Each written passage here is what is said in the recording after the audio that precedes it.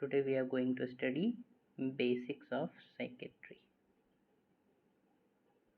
Basics of psychiatry.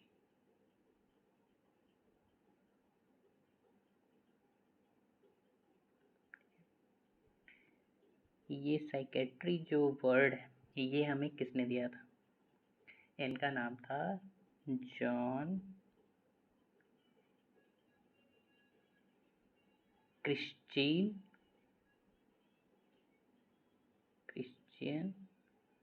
Rail.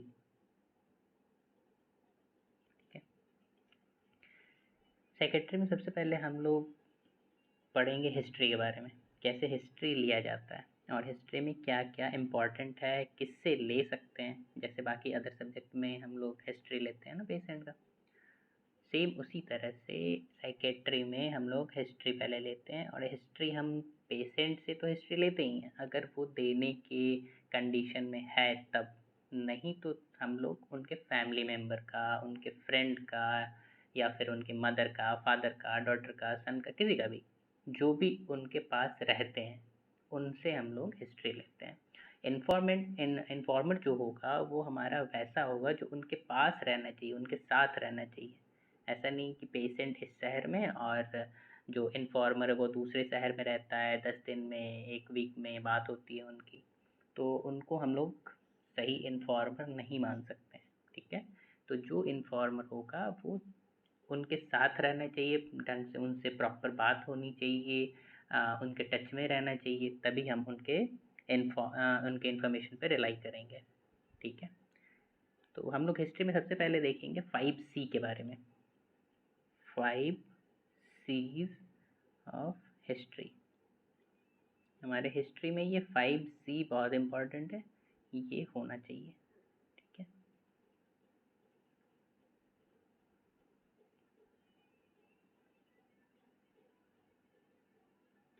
First है consistency.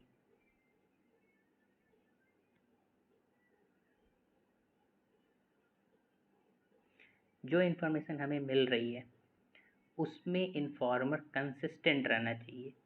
जो information हमें सुबह मिल रहा है वही इन्फॉर्मेशन शाम को भी मिलना चाहिए, या आइदर वो पीजी हो, इंटर्नशिप वाले हों, या डॉक्टर, सीनियर डॉक्टर हों, जूनियर डॉक्टर हो, कोई भी आके अगर उनसे हिस्ट्री ले रहा है, उनसे इन्फॉर्मेशन ले रहा है, तो इन्फॉर्मेशन सेम होना चाहिए। ठीक है, सेकंड है कोहेरेंस। कोहेरेंस कोहेरेंस का मतलब लॉजिक, मतलब जो इन्फॉर्मेशन हमें मिल रहा है वो लॉजिकली वो करेक्ट होना चाहिए। वो ऐसा नहीं होना चाहिए कि ये चीज़ तो पॉसिबल है ही नहीं, तो फिर आप कह कैसे रहे हो। पॉसिबल होना चाहिए, उसमें लॉजिक होना चाहिए। ठीक है, जैसे 2 सेंटेंस में कोई बात आपके सामने आ रही है तो फर्स्ट सेंटेंस जो है वो सेकंड से मैच करना चाहिए, लिंक होना चाहिए दोनों का। ठीक है, थर्ड क्रोनोलॉजिकल इंफॉर्मेशन।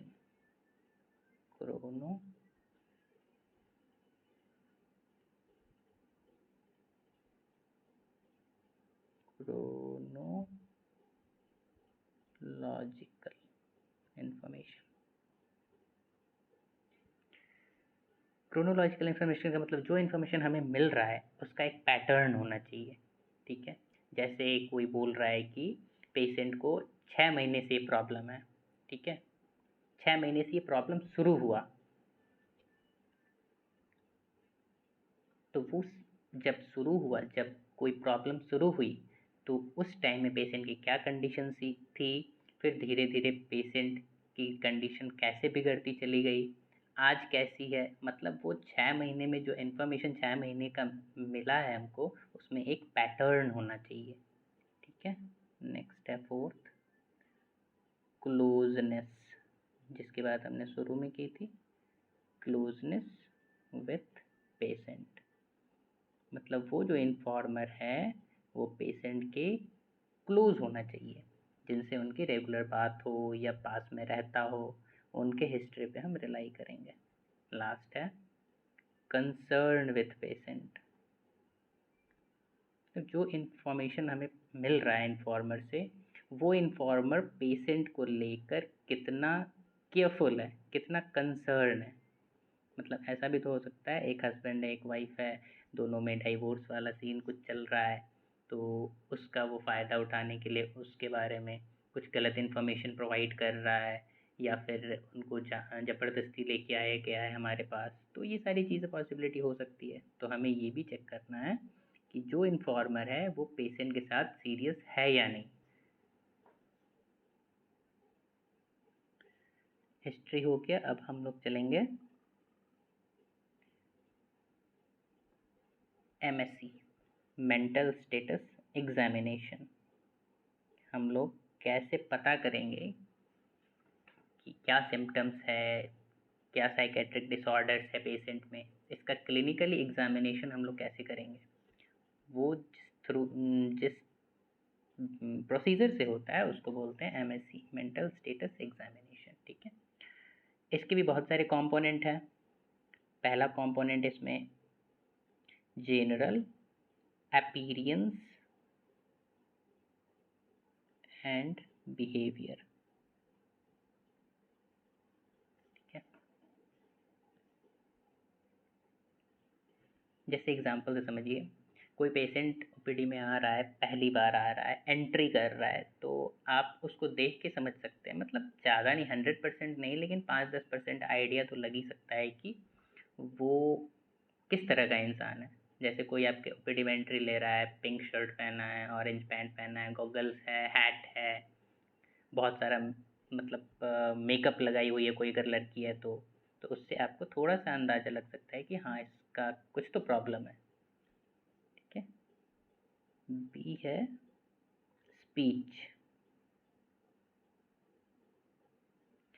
जैसे कोई पेशेंट है, वो बहुत जल्दी जल्दी जल्दी जल्दी बोले ही जा रहा है, रुक ही नहीं रहा है, तो उसमें हम लोग समझेंगे कोई तो प्रॉब्लम है इनमें कि वो रुक क्यों नहीं। मतलब हमारे नॉर्मल बोलने का तरीका क्या होता है कि आराम से बोलते हैं, हमारा टोन भी सही होना चाहिए, वॉल्यूम भी सही होना चाहिए, एक प्रॉपर मैनर में। लेकिन कोई पेशेंट बहुत जल्दी जल्दी जल्दी जल्दी बोले ही जा रहा है, स्पीकिंग वेरी रैपिडली, तो ये कुछ प्रॉब्लम का हो सकता है। ठीक है, नेक्स्ट सी है मूड एंड अफेक्ट।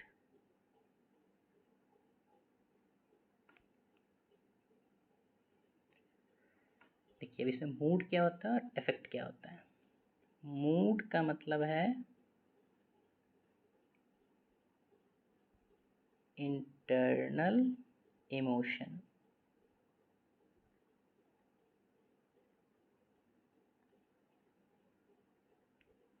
और अफेक्ट का मतलब है एक्सटर्नल इमोशन।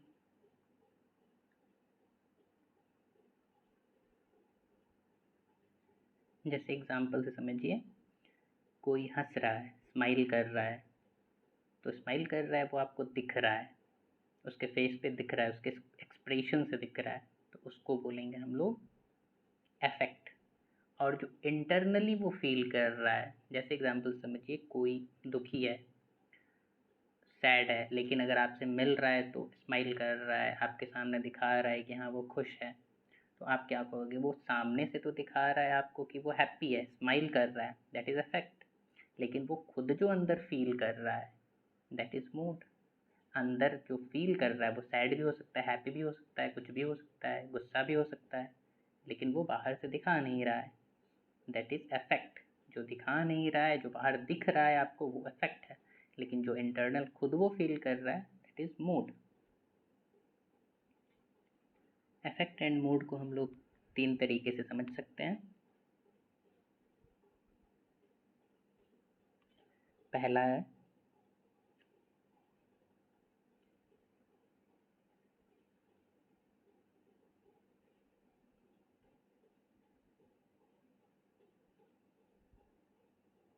क्वालिटी, दूसरा है फ्लक्चुएशन,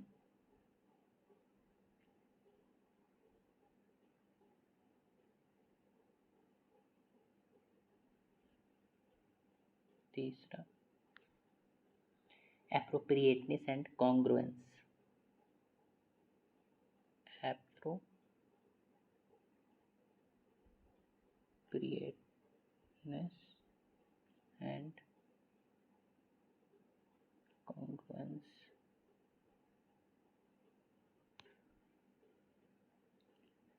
क्वालिटी में क्या हो सकता है? क्वालिटी में जो पेशेंट है वो हैप्पी हो सकता है, सैड हो सकता है, एंग्री हो सकता है, इरिटेटेड हो सकता है, बोर्ड हो सकता है। तो इसमें हैप्पी हो सकता है, सैड हो सकता है, इरिटेटेड हो सकता है, etc। अब हम लोग देखेंगे कुछ एबनॉर्मेलिटीज़ जो क्वालिटी में हो सकता है। Abnormalities of quality.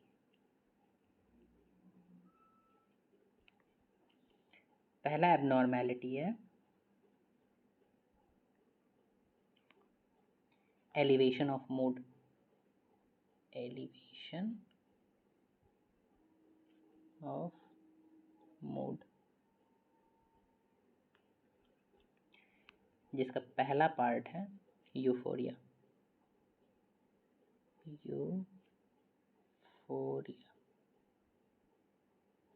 यूफोरिया मतलब बहुत ज़्यादा खुशी, state of extreme happiness without any reason. मतलब कोई रीज़न नहीं है लेकिन मैं बहुत खुश हूँ, दैट इज़ यूफोरिया। जैसे मैं एग्ज़ाम में फ़ेल हो गया लेकिन फिर भी मैं खुश हूँ। Extreme happiness when failed in an exam, that is called euphoria. B, elation.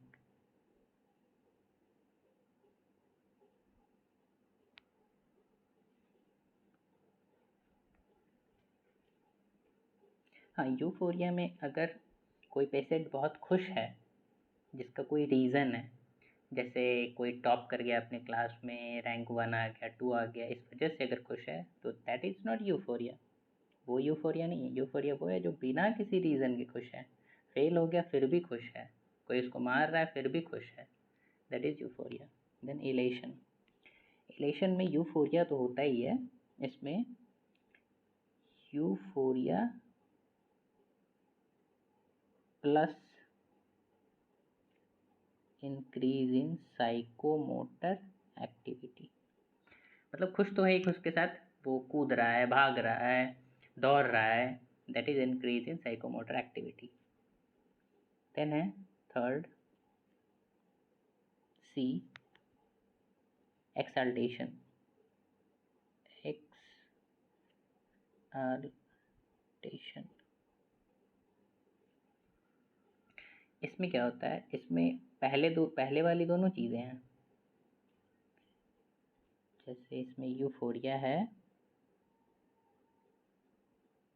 ठीक है, प्लस साइकोमोटर एक्टिविटी भी बढ़ा हुआ है, कूद रहा है, भाग रहा है, खुश भी है, प्लस इसके साथ डिल्यूजन ऑफ ग्रैंडियोसिटी।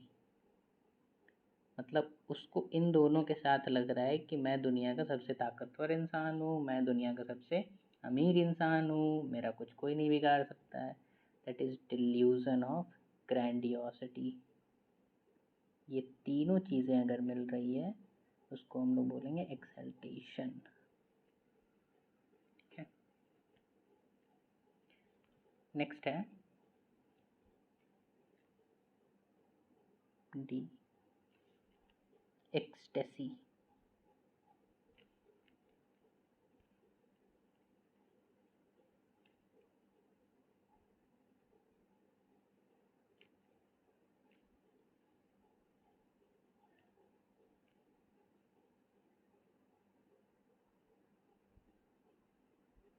एक्सटेसी,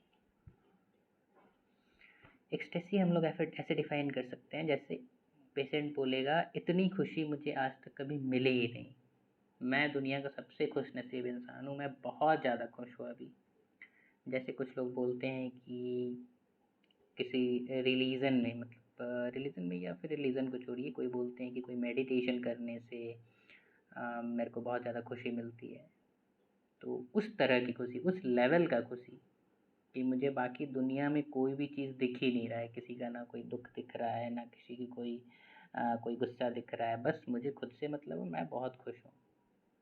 ये सबसे सबसे ये एक्सट्रीम हैप्पीनेस वाला सीन है, इसके ऊपर कुछ है ही नहीं। नेक्स्ट हम लोग देखेंगे जस्ट इसका opposite, abnormality of quality and effect, quality of effect, abnormality of quality of effect,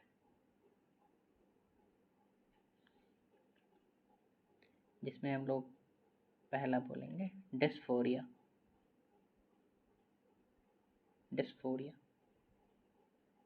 dysphoria मतलब है तो यूफोरिया जैसा ही, लेकिन उसके अपोजिट है। इसमें खुशी वाला सीन नहीं, खुशी वाला मूड नहीं, इरिटेटिबिलिटी वाला है। ये बहुत दुखी है, बहुत गुस्सा है, एक्सट्रीम सैडनेस। बी है डिप्रेस्ड मूड।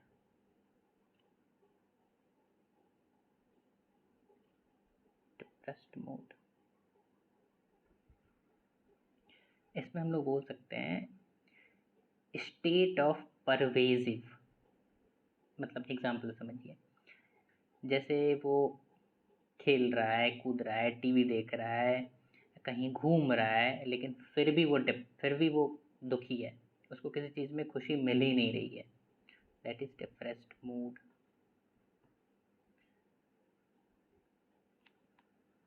पहला हमने पढ़ा था एलिवेशन ऑफ मूड, अब दूसरा पढ़ेंगे fluctuation in affect and mood. Fluctuation, इसमें हम लोग कह सकते हैं फ्लक्चुएशन का मतलब जैसे कोई बंदा सुबह तो खुश है लेकिन शाम में दुखी हो गया, ठीक है, तो इसका एक रीज़न है। जैसे कोई सुबह में खुश है, दिन में उसका दोपहर में रिजल्ट आया और शाम में वो दुखी हो गया, मतलब उस टाइम के बाद वो दुखी रहने लगा, तो ये तो नॉर्मल है। लेकिन पेशेंट में क्या होता है, fluctuation in affect and mood वाले पेशेंट के साथ क्या होता है, एक पॉइंट पे तो वो खुश है, लेकिन जस्ट उसके 2 सेकंड बाद वो रोना शुरू कर देगा, हंसना शुरू कर देगा, या फिर मूड उसका अपसेट हो जाएगा, गुस्सा हो जाएगा। ऐसे समझिए, at one point of time patient is smiling, at one point of time patient is smiling, and in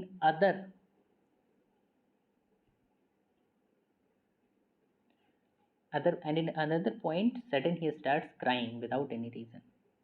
अभी अभी खुश था, अभी अभी गुस्सा हो गया, अभी अभी दुखी हो गया। That is fluctuation.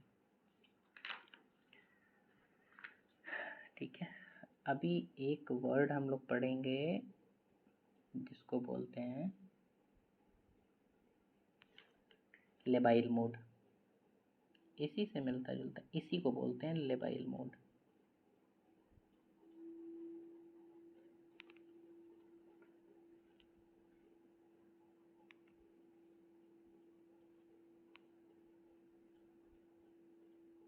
A man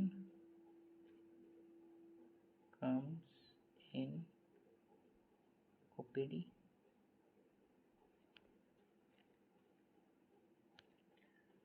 is laughing, is laughing at one moment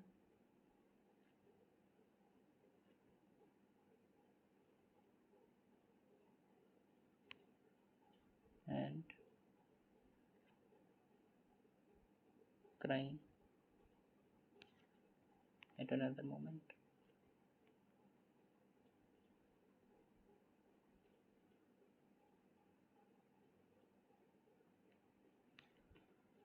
इसको कहते हैं हम लोग लेबाइल मोड।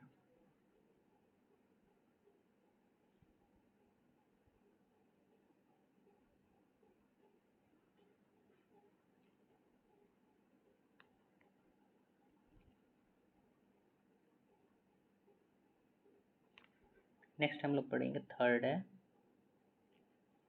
एप्रोप्रिएटनेस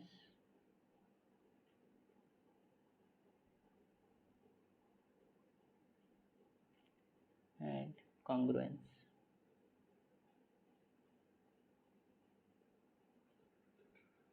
एप्रोप्रिएटनेस कहने का मतलब whether my emotional state is matching the external environment or not। जैसे हम किसी की शादी में जा रहे हैं और वहाँ पे खुश हैं, वहाँ पे हम अंदर से तो दुखी हैं, लेकिन वहाँ पे हम दिखा रहे हैं कि हाँ मैं खुश हूँ, तो वो उस इन्वायरमेंट से मैच कर रहा है। हमारा जो एक्सप्रेशन है, हमारा जो एक्सटर्नल बिहेवियर, एक्सटर्नल एक्सप्रेशन है, वो उस इन्वायरमेंट से मैच कर रहा है। That is not in appropriate effect, वो एप्रोप्रिएट है। लेकिन इन एप्रोप्रिएट क्या हो जाएगा, अगर हम किसी के बर्थडे पार्टी में जाते हैं और उसको देख के बोलते हैं अरे ये अभी तक जिंदा है, मरा क्यों नहीं, तो ये इन एप्रोप्रिएटनेस है। Affect is in appropriate state. मैं एग्जाम्पल लिख देता हूँ।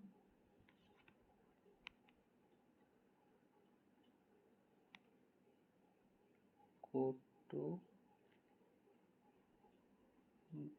birthday party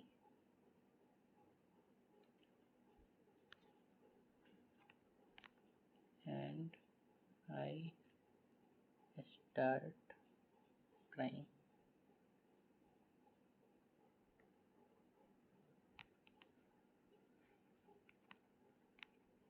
Why this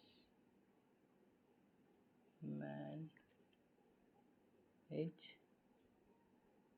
alive।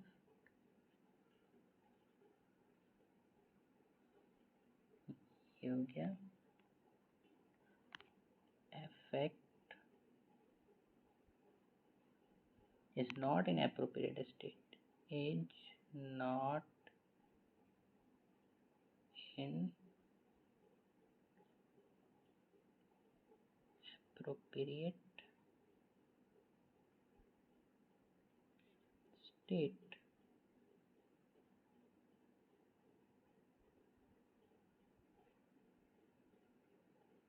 इसी का एक और पार्ट है congruence.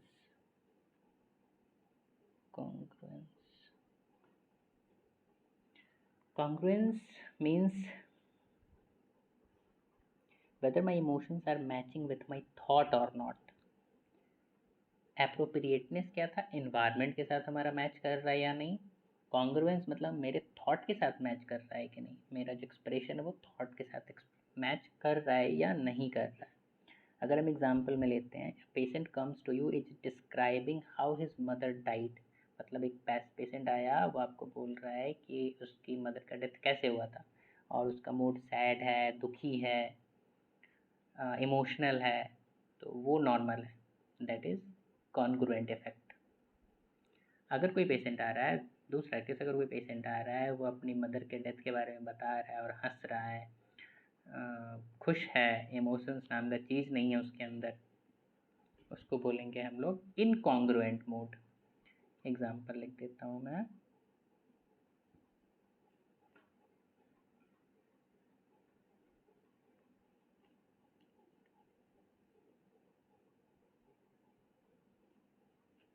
Percentage laughing and giggling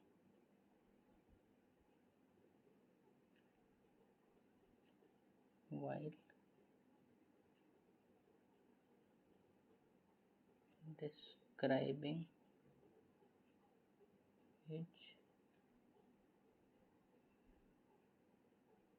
mother's death।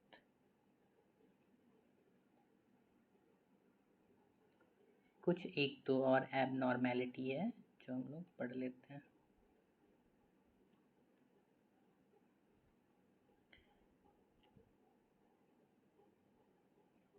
Other abnormality, जिसमें पहला है एलेक्सीथाइमिया।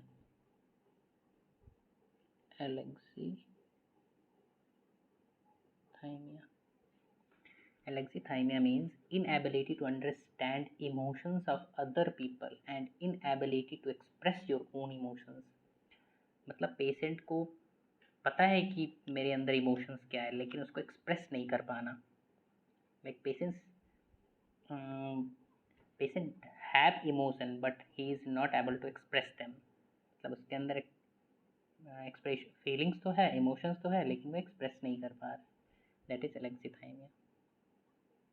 दूसरा है एनहीडोनिया। एनहीडोनिया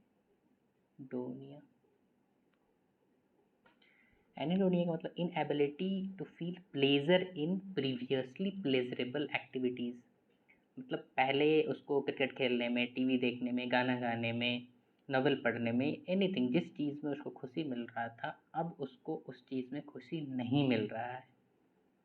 एग्जाम्पल के तौर पर watching cricket used to make me happy, as patient said, while patient said watching cricket used to make me happy, but now playing watching cricket don't make me happy। जैसे इसका एग्जाम्पल मैं लिख देता हूँ, watching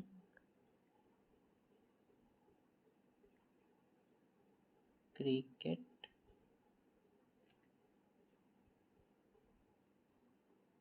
makes me happy, but now nothing makes me happy।